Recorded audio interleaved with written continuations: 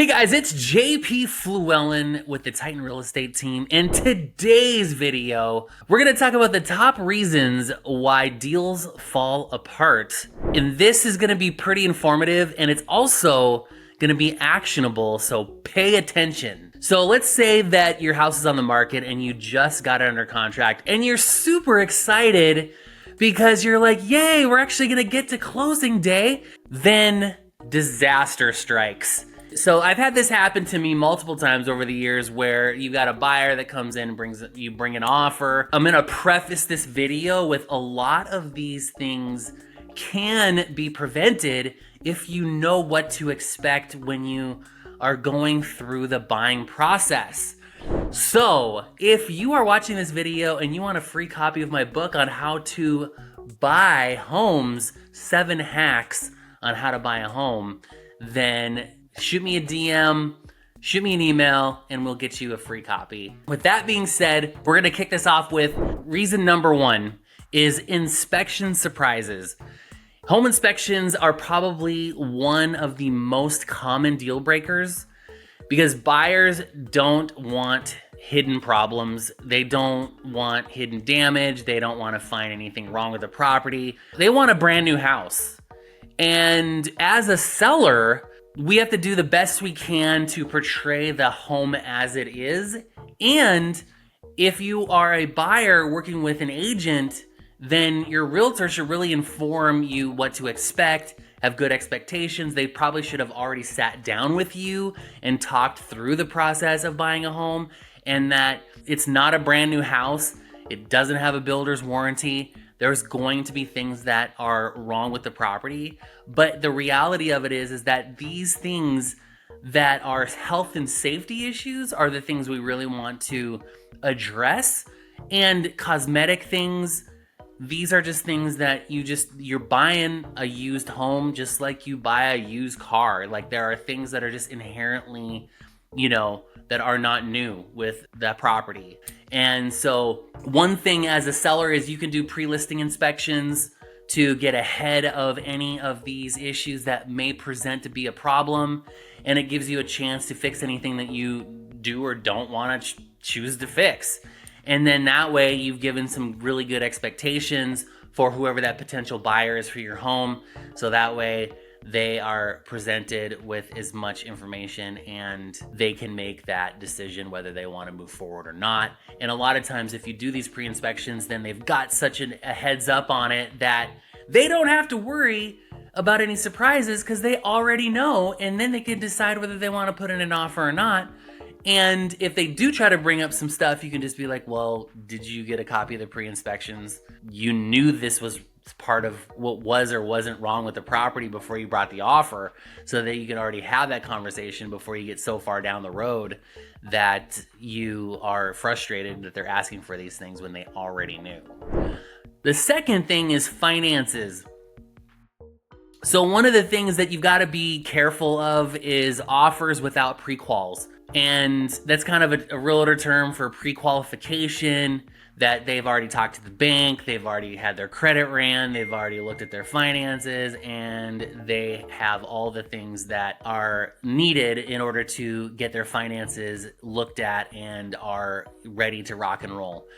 And so one of the things is that if you have a lender that you're recommending, that they have already had the conversation, that do not go out and apply for a new credit card, don't apply for a car loan, don't go buy a bunch of furniture on credit cards. Don't do all these things because this can get your finances to fall through.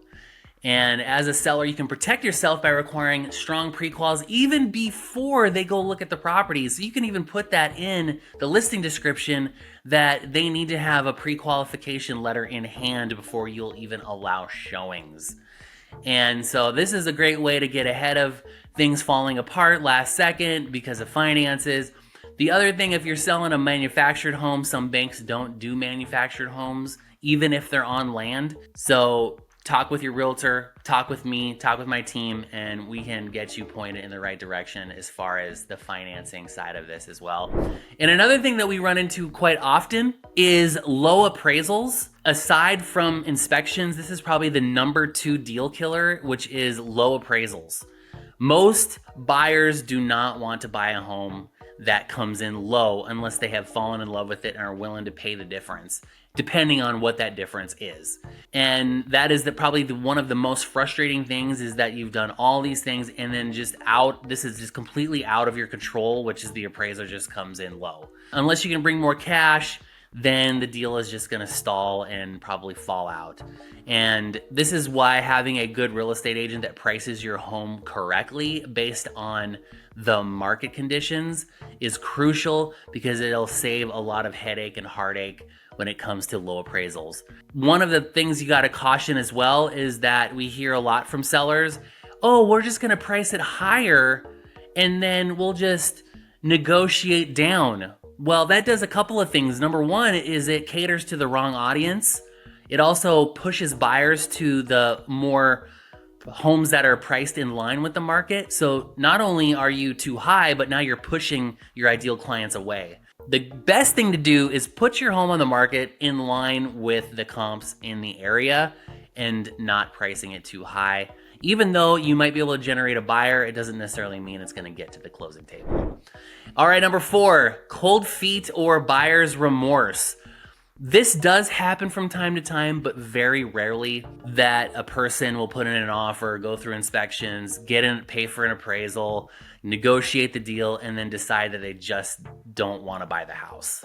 I have had it a couple times. Actually, this year happened to me where the buyer literally just backed out because they just didn't like how much the payment was, which is also crucial because that is not a condition typically of a contract, is that they just didn't like the payment. And so getting enough earnest money to get serious buyers is also crucial as well in order to prevent buyer's remorse. There's only so much a person can do to prevent this, but by doing the key things, which is, again, getting enough earnest money, doing a couple of walkthroughs, making sure that they've already talked to the bank and they already have an idea of what their payment's gonna look like before bringing an offer. This is definitely a way that you can get ahead of this buyer's remorse or just changing your mind, cold feet, whatever you wanna call it. And lastly is just too many contingencies, which bring in an offer that is, I have to sell my house, I need a pre-occupancy, or I need post-occupancy, or I need extra time to get my credit score up, or any of these things. It's more than likely just gonna fall through even before you've got an offer. But sometimes this can happen. Another reason that they can fall apart is that you've got too many houses in a row that have to sell in order to trigger the entire sale, meaning you've got a contingent offer on your house, you're making a contingent on an offer on the house that you want to buy, just having too many, what we call the domino effect. And so maybe just considering not taking that deal before you get this far to where the deal might fall apart. So easy, clean, simple deals is always the best solution. And that's why getting yourself a very educated real estate agent that understands the dynamics of these complex problems that can happen in real estate deals is crucial. So if you've made it this far in this video, make sure you make sure you subscribe. And if you have any questions, make sure you DM, reach out to our team, reach out to me, and we can set up a call and we can go through some of these complex problems so we can prevent your deals from falling apart. So if you're in the Cheyenne area, then make sure you reach out. We'll catch you guys on the next video. Peace!